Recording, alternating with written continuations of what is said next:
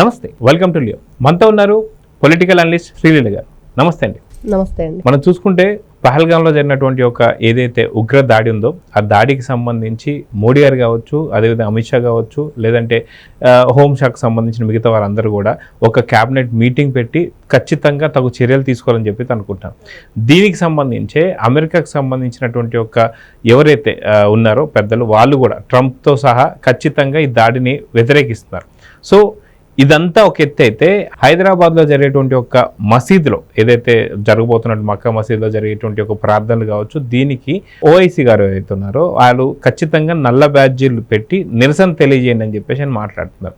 So వాస్తవానికి చూసుకుంటే ఎక్కడెక్కడ సిటీలు ఉన్నాయో, మెయిన్ ప్రాంతాలు అయితే ఉన్నాయో అక్కడంతా కూడా ఒక పెద్ద హై టెన్షన్ వాతావరణం అయితే నెలకొంది. సో మొత్తానికి దీనికి సంబంధించి మీరేం చెప్తారు? ఇక్కడ నిన్న పహల్గామాలో ఏం జరిగింది అంటే ఖచ్చితంగా వాళ్ళ టార్గెట్ అక్కడ ఎవరైతే సెంట్రల్ గవర్నమెంట్కి జాబ్కు సంబంధించిన వాళ్ళు అక్కడ పర్యాటకులుగా రావటం, వాళ్ళు ఇయర్లో ఒక 15 days వాళ్ళకి ఏదైతే గవర్నమెంట్ నుంచి రిలీఫ్ వచ్చేసి చక్కగా వాళ్ళు అక్కడ స్టే చేయడానికి కూడా అన్ని ఏర్పాట్లు వాళ్ళే చూసుకోవటం, ఇట్లాంటివన్నీ కూడా వాళ్ళకు ఒక హాలిడే లాగా ట్రిప్ లాగా వాళ్ళందరూ రావటం, వాళ్ళని టార్గెట్గా చేసుకుని వీళ్ళు అటాక్ చేశారనేది ఒకటి.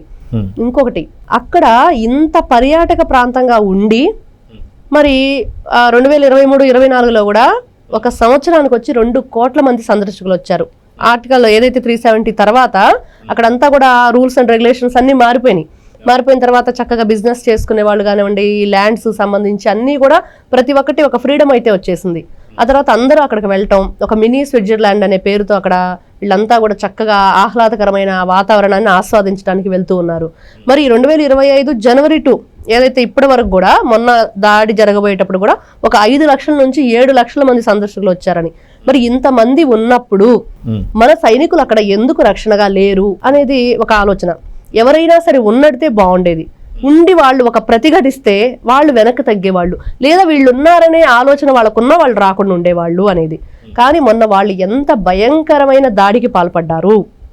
అక్కడున్న స్త్రీల్ని పిల్లల్ని వదిలేసి పురుషుల మీదే వీళ్ళ దాడి, కేవలం ఖురాన్ చూపించి అడగటం, అలాగే వాళ్ళ బట్టలు కూడా తీసి చెక్ చేయటం, మీరు ముస్లిమా హిందువా అనేది ప్రతి ఒక్కరిని క్వశ్చన్ చేస్తూ, అంటే ఇది మత కల్లోలాలకి మత విద్వేషాలను రెచ్చగొట్టే విధంగా, అదేవిధంగా మేము ఖచ్చితంగా ఒక ముస్లిం వైపు నుంచి మేము వస్తున్నాము అనే ఒక బ్యాడ్ సందేశాన్ని తీసుకెళ్లారు. ఈ రోజున ముస్లింలు కూడా అక్కడ ఆ రోజున దాడి జరిగిన వెంటనే కాశ్మీర్కు సంబంధించిన ముస్లింలు కూడా ఒక నిజమైన ముస్లిం ఈ విధంగా ప్రవర్తించడు కాబట్టి కశ్మీర్లో ఉండే ముస్లింలు ఎవరు కూడా ఇలా చెయ్యరు, కాబట్టి మేము కూడా ఈ దాడిని ఖండిస్తున్నామని వాళ్ళు బయటకు వచ్చి వాయిస్ ఇవ్వటం జరిగింది.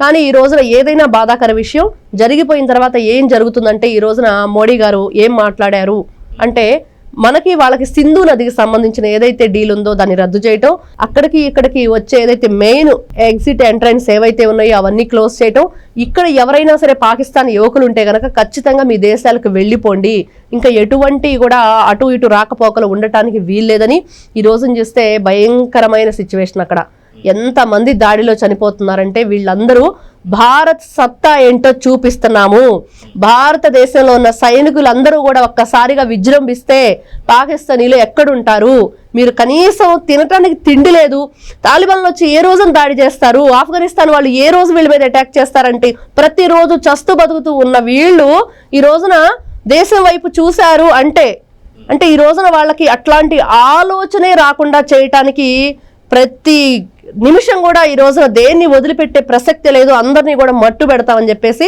భారత సైనికులైన కూడా విజృంభించడం జరిగింది. అదేవిధంగా ఈ రోజున భారతదేశంలో ఆంధ్రప్రదేశ్ 2 తెలుగు రాష్ట్రాల్లో చూసుకుంటే తిరుమల తిరుపతి దేవస్థానం ఒకటి, విజయవాడ ఒకటి, రేపు మోడీ గారు May 2వ తారీఖు రాబోతున్నారు మరి అక్కడికి అమరావతికి.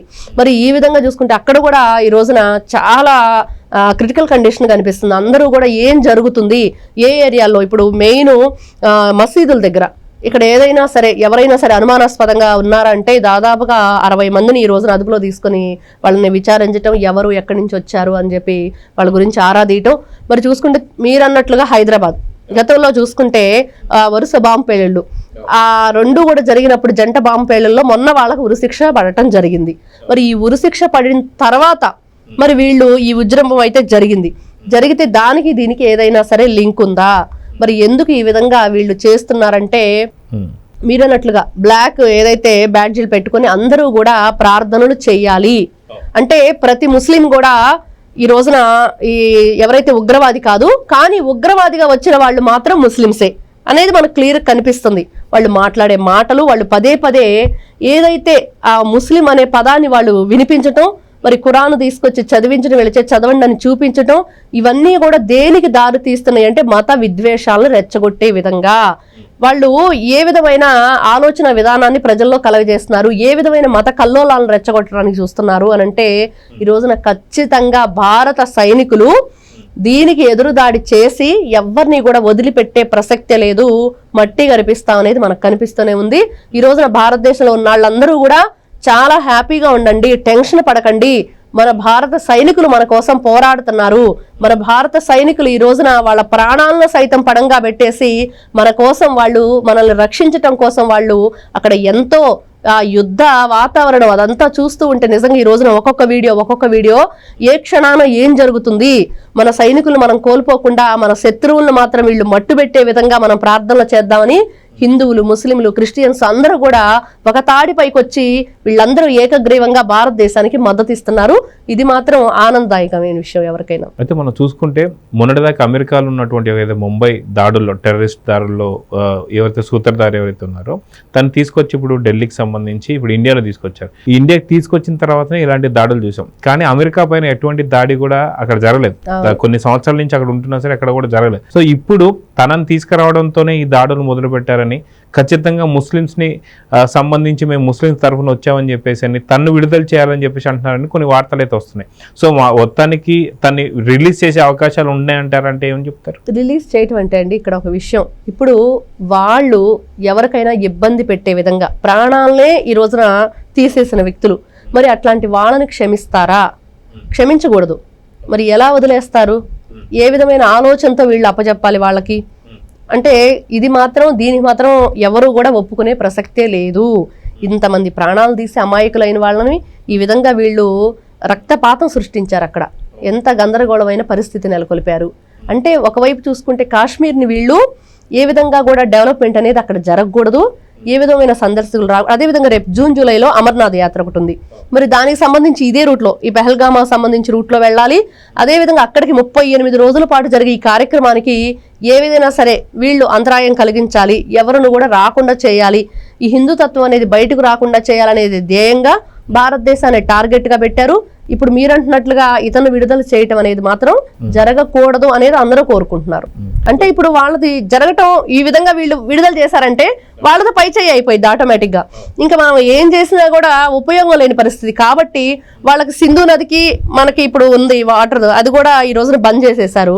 మరి ఈ రోజున వాళ్ళకి తాగటానికి నీరు కూడా లేని పరిస్థితిలో ఈ విధంగా ప్రవర్తిస్తున్నారంటే మన దగ్గర ఇంత భద్రతా దళాలు కానీ దేనిలో కూడా మనం తక్కువ కాదు, మన సత్తా చూపిద్దాం అనే విధంగా ఉండాలే కానీ భారతదేశ పౌరులు ఎక్కడా కూడా తగ్గకూడదనేది భారతీయుల ఆలోచన. సో చూద్దాం ఖచ్చితంగా దీని మీద మాత్రం ఎలాంటి చర్యలు తీసుకోబోతున్నారు అనేది చూద్దాం. మరి నమస్తే. Please subscribe to Leo news for more videos.